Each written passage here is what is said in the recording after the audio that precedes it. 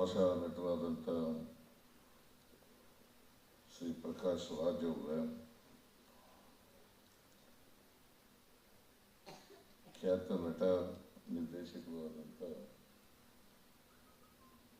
ಶ್ರೀ ಟಿ.ಎನ್. ಸೀತಾರಾಮ್ ಅವರ,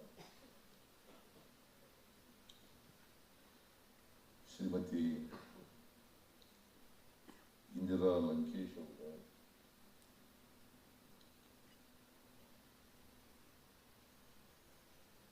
ಖ್ಯಾತ ಸಾಹಿತಿಗಳಾದಂಥ ನಟರಾಜ್ ಉಳಿಯಾರ್ ಅವರ, ಸಾಹಿತಿಗಳಾದಂಥ ಎಂ.ಎಸ್. ಆಶಾದೇವಿ ಅವರ, ಲಂಕೇಶ್ ಅವರ ಪುತ್ರಿ ಶ್ರೀಮತಿ ಕವಿತಾ ಲಂಕೇಶ್ ಅವರ,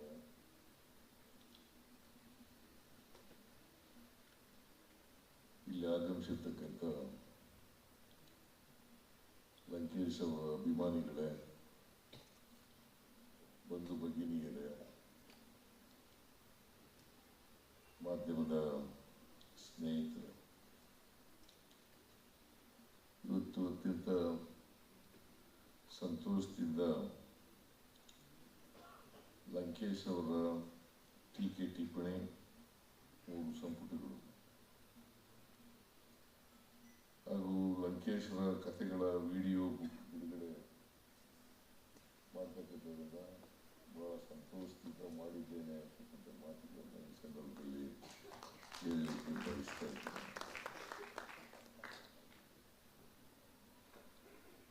ಲಂಕೇಶ್ ಅವರು ಅಧ್ಯಾಪಕರಾಗಿ, ಸಾಹಿತಿಗಳಾಗಿ, ನಿರ್ದೇಶಕರಾಗಿ ಮತ್ತು ಪತ್ರಿಕೋದ್ಯಮ ಅದರ ಮುಖ್ಯಸ್ಥರಾಗಿ ತಮ್ಮದೇ ಆದಂಥ ಛಾಪನ್ನು ಈ ಕ್ಷೇತ್ರಗಳಲ್ಲಿ ಮೂಡಿಸಿದ್ದಾರೆ ಅಂತಕ್ಕಂಥ ಮಾತುಗಳನ್ನು ನಾವೆಲ್ಲರೂ ಕೂಡ ಒಪ್ಕೋಬೇಕಾಗ್ತದೆ.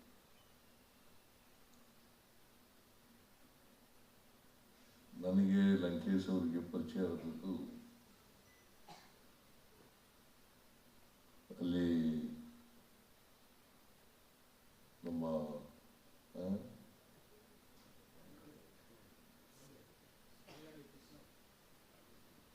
ಅವರು ಒಂದು ಸಿನಿಮಾ ತೆಗೀತಾ ಇದ್ರು, ಎಲ್ಲಿಂದಲೋ ಬಂದವರು ಅಂತ. ಇವರು ಒನ್ ಆಫ್ ದಿ ಪ್ರೊಡ್ಯೂಸರ್ಸ್ ಅಲ್ಲ,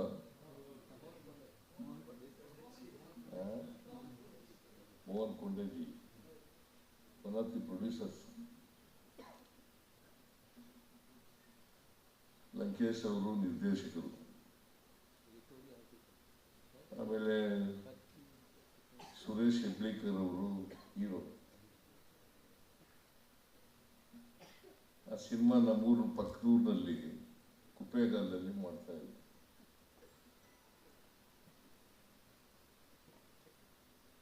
ಇಡೀ ಸಿನಿಮಾ ಕುಪ್ಪೇಗಾಲದಲ್ಲೇ ಮಾಡಿದ್ದು. ಮೈಸೂರಿನ ಸ್ವಲ್ಪ ಚಿತ್ರೀಕರಣ ಇತ್ತು ಮೈಸೂರು ನಗರದ್ದು. ಮಹೇಶ್ ಅಂತ ಅವರು ಇವರ ಅಭಿಮಾನಿ, ಲಂಕೇಶ್ ಅವರ ಅಭಿಮಾನಿ. ಅವ್ರ ಮನೆಯಲ್ಲೇ ಸಿನಿಮಾ ನಡೀತಾ ಇತ್ತು. ನಾನು ವಕೀಲನಾಗಿದ್ದೆ ಆಗ. ನಾನು ವಾರಕ್ಕೊಮ್ಮೆ ಕುಪ್ಪೇಗಾಲಕ್ಕೆ ಹೋಗ್ತಿದ್ದೆ. ಸಾಮಾನ್ಯವಾಗಿ ಶನಿವಾರ ಭಾನುವಾರ ಬಂದರೆ ರಜಾ ದಿನಗಳಲ್ಲಿ ಕುಪ್ಪೇಗಾಲಕ್ಕೆ ಹೋಗ್ತಿದ್ದೆ. ಮಹೇಶ್ ನನಗೆ ಬಹಳ ಸ್ನೇಹಿತ. ಅಲ್ಲಿ ಹೋಗ್ತಾ ಇದ್ದೆ. ಆಗ ಸಿನಿಮಾದವರು ಕಂಡ್ರೆ ನನಗೆ ಅಷ್ಟೊಂದು ಆಗ್ತಾ ಇರಲಿಲ್ಲ.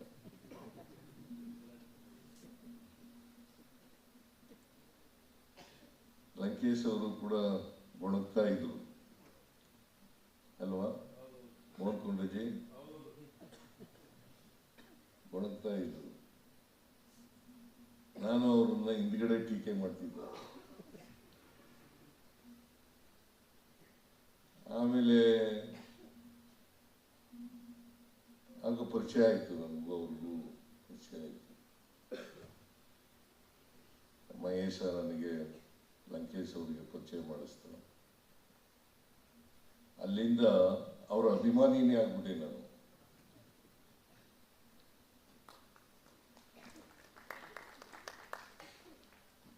ಯಾಕೆಂತಂದ್ರೆ ಅವರು ಯಾವತ್ತೂ ಕೂಡ ಸಹಜವಾಗಿ ಮಾತಾಡೋರು.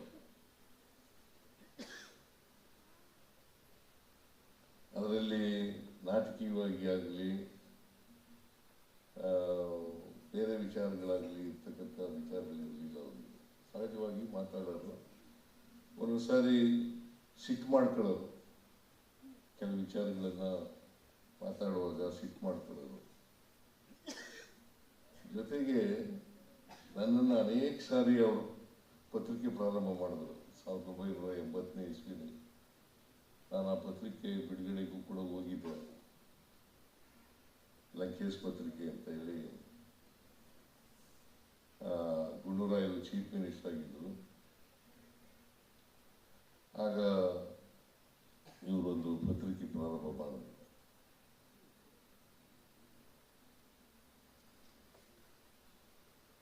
ಆ ಸಂದರ್ಭದಲ್ಲಿ ನಾನು ಪತ್ರಿಕೆ ಪ್ರಾರಂಭ ಮಾಡಿದಾಗ ಅವ್ರ ಕಚೇರಿ ಇತ್ತಲ್ಲ, ಕಚೇರಿಗೆ ನಾನು ಇಲ್ಲಿ ಅಸೆಂಬ್ಲಿ ನಡೆಯುವಾಗೆಲ್ಲ ಹೋಗುವೆ. ಅಸೆಂಬ್ಲಿ ನಡೆಯುವಾಗ ವಾರಕ್ಕೊಂದಿನ ಹೋಗುವೆ. ಅಲ್ಲಿ ಅನೇಕ ವಿಚಾರಗಳನ್ನು ಚರ್ಚೆ ಮಾಡೋದು. ಒಂದು ರೀತಿ ಅವರು ಅನೇಕ ಬಹುಮುಖ ಪ್ರತಿಭೆ ಅಂತ ಹೇಳಬಹುದು. ಅನೇಕ ವಿಚಾರಗಳಲ್ಲಿ ನಮ್ಮನ್ನು ಜಾಗೃತಿಗೊಳಿಸ್ತಕ್ಕಂಥ ಕೆಲಸವನ್ನು ಮಾಡ್ತಾ ಇದ್ದಾರೆ. ನನಗೆ ಒಂದ್ಸಾರಿ ನನ್ನನ್ನು ಹೊಗಳೂ ಬರೆದಿದ್ದಾರೆ, ತಿಗಳೂ ಬರೆದಿದ್ದಾರೆ.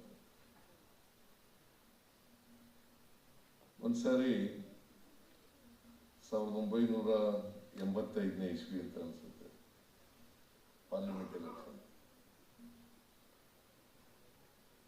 ಶ್ರೀಕಂಠ ದತ್ತ ಬಿಜೆಪಿ ಕ್ಯಾಂಡಿಡೇಟ್, ಅಲ್ಲ ಕಾಂಗ್ರೆಸ್ ಕ್ಯಾಂಡಿಡೇಟ್. ಶ್ರೀಕಂಠ ದತ್ತ ಕಾಂಗ್ರೆಸ್ ಕ್ಯಾಂಡಿಡೇಟ್. ನಾನು ಅವ್ರ ವಿರುದ್ಧ ಕಂಟೆಸ್ಟ್ ಮಾಡಬೇಕು ಅಂತ ಹೇಳಿ ಲಂಕೇಶ್ ಅವರು ನನಗೆ ಹೇಳಿದ್ರು. ನಾನು ಹೇಳಿದೆ, ನಾನು ಶಾಸಕನಾಗಿದ್ದೀನಿ, ಮತ್ತೆ ಎಲೆಕ್ಷನ್ ಬರ್ತದೆ, ಅಸೆಂಬ್ಲಿ ಎಲೆಕ್ಷನ್ ಬರ್ತದೆ, ನಾನು ಮತ್ತೆ ಅಸೆಂಬ್ಲಿ ನಿಂತ್ಕೋಬೇಕು ಅಂದ್ಕೊಂಡಿದ್ದೀನಿ. ಅಷ್ಟೇ ಮಂತ್ರಿ ಆಗ್ಬಿಟ್ಟಿದೆ ನಾನು. ನೀನೇ ಕಂಟೆಸ್ಟ್ ಮಾಡಬೇಕು ಅಂತ ಹೇಳಿದ್ರು.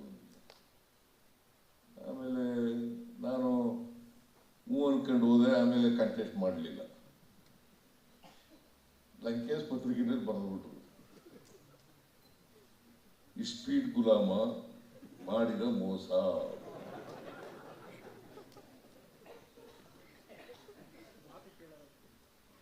ನಾನು ವಕೀಲನಾಗಿದ್ದಾಗ ಇಸ್ಪೀಟ್ ಹಾಕ್ತಿದ್ದೆ.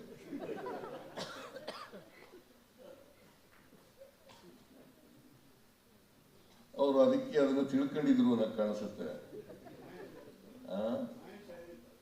ಮಹೇಶ್ನಿ ಹೇಳಿರ್ಬೋದು, ಅಥವಾ ಇವ್ರಿಗೆ ಗೊತ್ತಾಗಿರ್ಬೋದು. ಬಹಳ ದಿನ ಎಲ್ಲಿಂದಲೂ ಬಂದವರು ಸಿನಿಮಾ ಮಾಡ್ತಾ ಇದ್ರು, ಹಾಗಾಗಿ ಡೈರೆಕ್ಟ್ ಆಗಿ ಇದ್ರಲ್ಲ ತಿಳ್ಕೊಂಡಿರ್ಬೇಕು ಅನ್ನೋ ಕಾಣಿಸುತ್ತೆ. ನಾವು ಶನಿವಾರ ಭಾನುವಾರ ಬಂದಾಗ ಕಾರ್ಡ್ಸ್ ಆಡ್ತಾ ಇದ್ರು ಅಲ್ಲಿ ಭಾರತ ಸೊಸೈಟಿಯಲ್ಲಿ. ಅಂದರೆ ಸಾಯಂಕಾಲದ ವೇಳೆ ಕೋರ್ಟ್ ಅವಧಿ ಮುಗಿದ ಮೇಲೆ ಕಾರ್ಡ್ಸ್ ಆಡ್ತಾ ಇದ್ರು. ಯಾಕೆ ನನಗೆ ಹೇಳೋದು ಬರೋದು ಅಂತಂದ್ರೆ, ನನಗೆ ಮಹಾರಾಜನ ಮೇಲೆ ನಿಂತ್ಕೊಳ್ಳೇಬೇಕು. ನೀನು ಕುರುಬರ ಜಾತಿನಲ್ಲಿ ಹುಟ್ಟಿದ್ಯಾ, ಸಾಮಾನ್ಯ ಕುಟುಂಬದಿಂದ ಬಂದಿದ್ಯಾ, ನೀನು ನಿಲ್ಲೇಬೇಕು ಅಂತ ಹೇಳಿ ನನಗೆ ಹೇಳಿದ್ರು. ಹಾಗಾಗಿ ನಾನು ಹ್ಞೂ ಅಂತ ಅಂದಿದ್ದೆ. ಆಮೇಲೆ ನಿಂತ್ಕೊಳ್ಳಲಿಲ್ಲ. ಶಾಂತಮೂರ್ತಿ ನಿಂತ್ಕೊಂಡಿದ್ರು ಲೋಕಸಭೆಗೆ. ಸೋತರು ಅಂತ ಇಟ್ಟಿರೋಣ, ನಾನು ಸೋಲ್ತಿದ್ದೆ.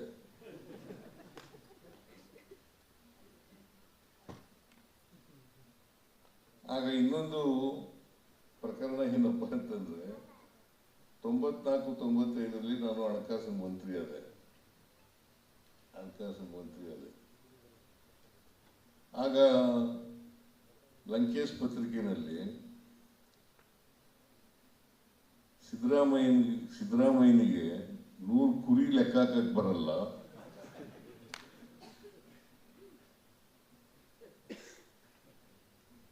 100 ಕುರಿ ಲೆಕ್ಕ ಹಾಕಕ್ ಬರಲ್ಲ, ಇವರು ಈ ರಾಜ್ಯದ ಹಣಕಾಸಿನ ಲೆಕ್ಕ ಹೆಂಗ ಹಾಕ್ತಾರೆ ಅಂತ ಹೇಳಿ ಬರೆದ್ಬಿಟ್ಟು ನಾನು ಹಣಕಾಸು ಮಂತ್ರಿ ಆಗಬೇಕು ಅಂತ ಅನ್ಕೊಂಡಿರ್ಲಿಲ್ಲ. ದೇವೇಗೌಡರು ನನಗೆ ಒತ್ತಾಯ ಮಾಡಿ ಹಣಕಾಸು ಮಂತ್ರಿ ಮಾಡಿದ್ರು. ಸೊ ಇದನ್ನೇ ಚಾಲೆಂಜ್ ಆಗಿ ತಗೊಂಡೆ ನಾನು. ಈ ಲಂಕೇಶ್ ಪತ್ರಿಕೆಯಲ್ಲಿ ಇರ್ತಲ್ಲ, 100 ಕುರಿ ಲೆಕ್ಕ ಬರಲ್ಲ, ಬಹುಶಃ 100 ಕುರಿ ಲೆಕ್ಕ ಬರಲ್ಲ ಅಂತ ನಾನು ಕುರುಬರು ಅನ್ನುವಂಥ ಕಾರಣಕ್ಕೋಸ್ಕರ ಬರೆದಿರ್ಬೇಕು ಅಂತ ಅನ್ಕೊಂಡಿದ್ದೀನಿ ನಾನು.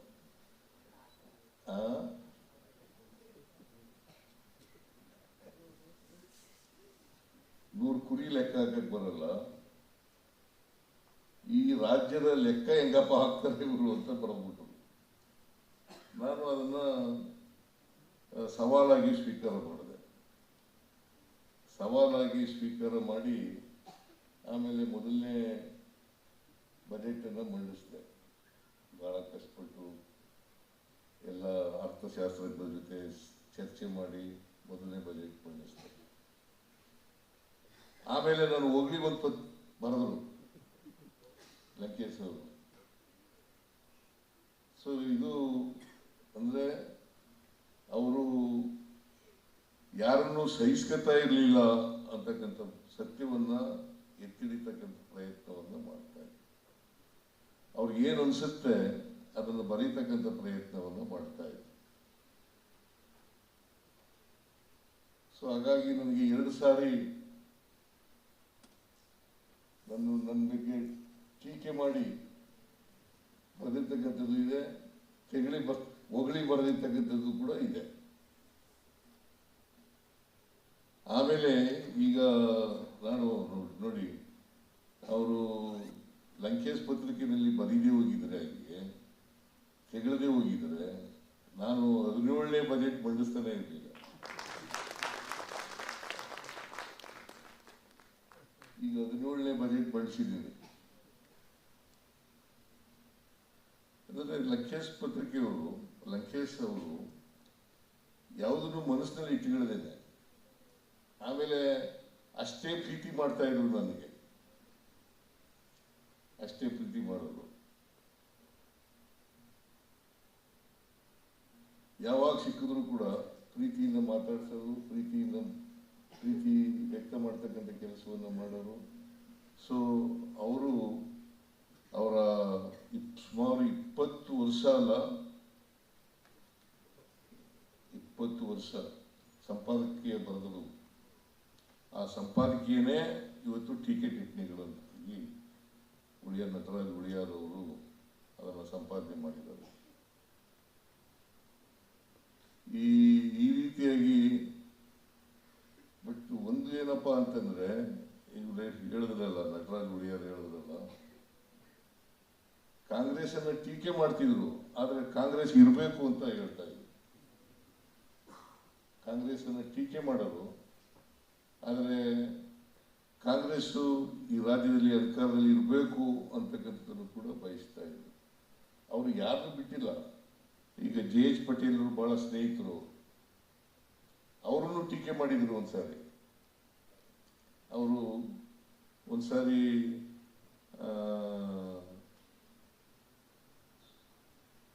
ಮೂಲತಃ ಸೋಷಲಿಸ್ಟ್ ಅವರು, ಇವರು ಲಂಕೇಶ್ ಅವರು ಕೂಡ ಸೋಷಲಿಸ್ಟ್, JH ಪಟೇಲ್ ಸೋಷಲಿಸ್ಟ್.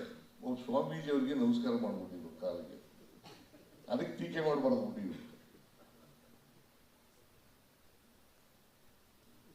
ಆಮೇಲೆ ಅದಕ್ಕೆ ಒಂದು ರಿಯಾಕ್ಷನ್ ಕೂಡ ಕೊಟ್ಟಿದ್ರು, ಮತ್ತೆ ಅದನ್ನು ಪ್ರಿಂಟ್ ಮಾಡಿದ್ರು.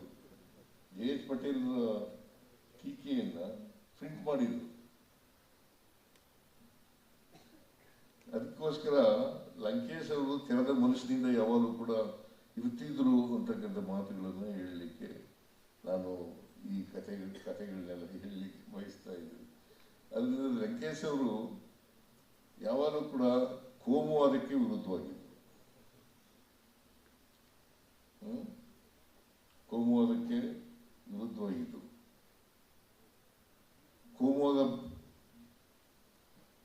ಸಮಾಜದಲ್ಲಿ ಯಾವಾಗಲೂ ಕೂಡ ಕೋಮುವಾದ ನಡಿಬಾರ್ದು. ಈಗಲೂ ಕೂಡ ಕೋಮುವಾದ ವಿಜೃಂಭಿಸ್ತಾ ಇದೆ ಅಂತಕ್ಕಂಥದ್ದನ್ನು ನಾವೆಲ್ಲರೂ ಕೂಡ ಅರ್ಥ ಮಾಡ್ಕೋಬೇಕಾಗ್ತದೆ. ಅವತ್ತೇ 80ನೇ ಇಸ್ವಿನಲ್ಲೇ ಕೋಮುವಾದದ ವಿರುದ್ಧ ಬರೀತಾ ಇದ್ರು, ಈಗಲೂ ಇದೆ. ಈಗ ಇನ್ನೂ ಕೂಡ ಹೆಮ್ಮರವಾಗಿ ಬೆಳೆದಿರ್ತಕ್ಕಂಥದ್ದನ್ನು ನಾವು ನೋಡ್ತಾ ಇದ್ದೀವಿ. ಸೊ ನಾವೆಲ್ಲರೂ ಕೂಡ ಸಮಾಜದ ಹಿತ ಬಯಸೋರು, ನಾವೆಲ್ಲರೂ ಕೂಡ ಈ ಕೋಮುವಾದದ ವಿರುದ್ಧ ಇರಬೇಕು ಅಂತಕ್ಕಂಥ ಮಾತುಗಳನ್ನು ಈ ಸಂದರ್ಭದಲ್ಲಿ ಹೇಳಲಿಕ್ಕೆ ಹೇಳ್ತಾ ಇದ್ದಾರೆ. ಸೊ ಲಂಕೇಶ್ ಅವರು ಅವರ ಪರಂಪರೆಯನ್ನು ಉಳಿಸ್ತಕ್ಕಂಥವರು. ಬಹುಶಃ ಗೌರಿ ಲಂಕೇಶ್ ಅಂತ ಪಾಪ ಈಗಿಲ್ಲ, ಕವಿತಾ ಲಂಕೇಶ್ ಇರೋದು. ಅವರು ಇಂಗ್ಲಿಷ್ ಪತ್ರಿಕೋದ್ಯಮದಲ್ಲಿ ರಿಪೋರ್ಟರ್ ಆಗಿದ್ರು. ಗೌರಿ ಲಂಕೇಶ್ ಅವರು ರಿಪೋರ್ಟರ್ ಆಗಿ ಅದನ್ನು ಬಿಟ್ಬಿಟ್ಟು ಬಂದು ಲಂಕೇಶ್ ಪತ್ರಿಕೆಯನ್ನು ನಡೆಸ್ತಕ್ಕಂಥ ಕೆಲಸವನ್ನು ಮಾಡೋದು, ಅವರ ಪರಂಪರೆಯನ್ನು ಉಳಿಸ್ತಕ್ಕಂಥ ಕೆಲಸವನ್ನು ಮಾಡೋದು. ಜೊತೆಗೆ ಹೋರಾಟಗಾರ್ತಿಯು ನನಗೆ ಇವ್ರ ಪರಿಚಯ ಆದ ಆಶಾದೇವಿ ಪರಿಚಯ ಆದದ್ದು ಕೂಡ ಗೌರಿ ಲಂಕೇಶ್ ನೋಡ್ತಾರೆ ಅಲ್ಲ. ಇವರು ಮತ್ತೆ ಎಲ್ಲರೂ ನಮ್ಮ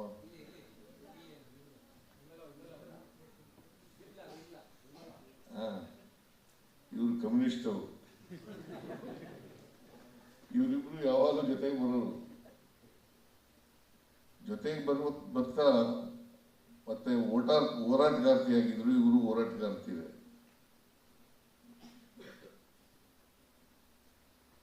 ಆಮೇಲೆ ಕವಿತಾ ಲಂಕೇಶ್ ಕೂಡ ಅದನ್ನ ಮುಂದುವರಿಸ್ತಕ್ಕಂಥ ಕೆಲಸವನ್ನ ಮಾಡ್ತಾ ಇದ್ದಾರೆ. ಸಿನಿಮಾ ನಿರ್ದೇಶಕರಾಗಿ, ಪ್ರೊಡ್ಯೂಸರ್ ಆಗಿ ಬಹಳಷ್ಟು ಕೆಲಸಗಳನ್ನ ಮಾಡ್ತಾ ಇದ್ದಾರೆ. ಅವರ ಪರಂಪರೆಯನ್ನ ಉಳಿಸ್ತಕ್ಕಂಥದ್ದು ಇದೆಯಲ್ಲ, ಅದು ಬಹಳ ಮುಖ್ಯ ಅಂತಕ್ಕಂಥ ಮಾತುಗಳನ್ನ ಈ ಸಂದರ್ಭದಲ್ಲಿ ಹೇಳಲಿಕ್ಕೆ ಬಯಸ್ತಾ ಇದ್ದೇನೆ. ಲಂಕೇಶ್ ಅಂತವರು ನಮ್ಮನ್ನೆಲ್ಲ ಅಗಲಿದ್ದಾರೆ, ಆದರೆ ಅವ್ರ ವಿಚಾರ ಮಾತ್ರ ಇನ್ನು ಜೀವಂತವಾಗಿದೆ ಅಂತಕ್ಕಂಥ ಮಾತುಗಳನ್ನ ಈ ಸಂದರ್ಭದಲ್ಲಿ ಹೇಳಲಿಕ್ಕೆ ಬಯಸ್ತಾ ಇದ್ದೇನೆ. ಲಂಕೇಶ್ ಅವರು ಇನ್ನೊಂದು ಅವರ ಗುಣ ಏನಪ್ಪಾ ಅಂತಂದ್ರೆ, ಒಳ್ಳೆ ಗುಣ ಏನಪ್ಪಾ ಅಂತಂದ್ರೆ, ಯಾರಿಗೆ ಬರವಣಿಗೆಯ ಶಕ್ತಿ ಇದೆ ಅವನ್ನ ಗುರುತಿಸಿ ಬರಿಸ್ತಾ ಇದ್ರು.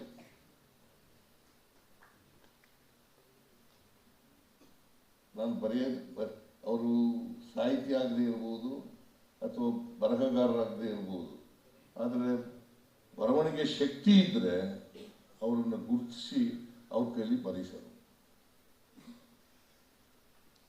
ಸೊ ಈ ಕೆಲಸವನ್ನ ಮಾಡ್ತಾ ಇದ್ರು ಅಂತಕ್ಕಂಥ ಮಾತುಗಳನ್ನ ಈ ಸಂದರ್ಭದಲ್ಲಿ ಅನೇಕ ಜನರಿಗೆ ಅವರು ಅವರ ಪತ್ರಿಕೆಯಲ್ಲಿ ಬರೆಸ್ತಕ್ಕಂಥ ಕೆಲಸವನ್ನು ಮಾಡ್ತಾ ಇದ್ರು.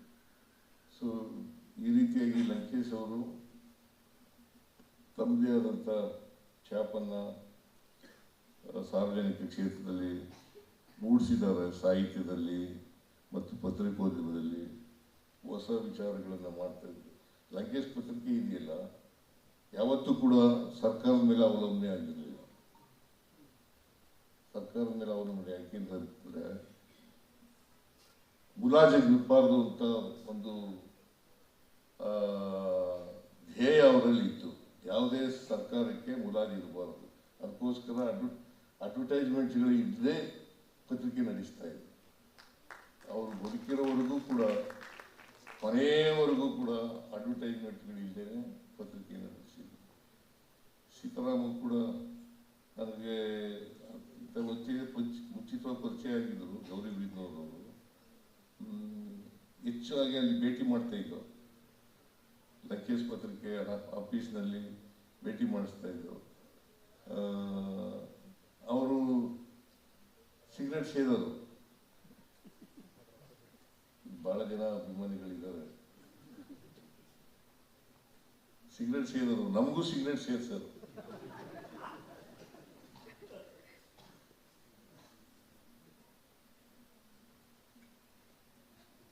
ಆ ರೀತಿಯಾದಂಥ ಒಬ್ಬ ವ್ಯಕ್ತಿ ಸಿಗರೇಟ್ ಸೇದೋದು ಆರೋಗ್ಯಕ್ಕೆ ಹಾನಿಕಾರಕ ಅಂತ ಗೊತ್ತಿದ್ರು ಕೂಡ ಅವರು ಸಿಗರೇಟ್ ಸೇರ್ತಾ ಇದ್ರು, ನಮ್ಮನಿಗೂ ಸಿಗರೇಟ್ ಸೇರಿಸ್ತಕ್ಕಂಥ ಕೆಲಸವನ್ನು ಮಾಡ್ತಾ ಇದ್ರು. ಅವರನ್ನು ನಾನು ಕೊನೆಯವರೆಗೂ ಕೂಡ, ನಾನು ಊರಿನಲ್ಲಿದ್ದೆ ಅವರು ನಿಧನರಾದಾಗ, ಊರಿಂದ ಬಂದೆ. ನಾವು ನಿಧನರಾದಾಗ ಅವರ ಅಂತ್ಯಕ್ರಿಯೆಯಲ್ಲಿ ಭಾಗವಹಿಸಿದ್ದೆ ಅಂತಕ್ಕಂಥ ಮಾತುಗಳನ್ನು ಕೂಡ ಈ ಸಂದರ್ಭದಲ್ಲಿ ಹೇಳ್ತಕ್ಕಂಥದ್ದು. ಉಚಿತ ಅಲ್ವೋ ಉಚಿತವೋ ಗೊತ್ತಿಲ್ಲ ನನಗೆ, ಆದರೂ ಭಾಗವಹಿಸಿದ್ದೆ. ಅದೇ ಕೊನೆ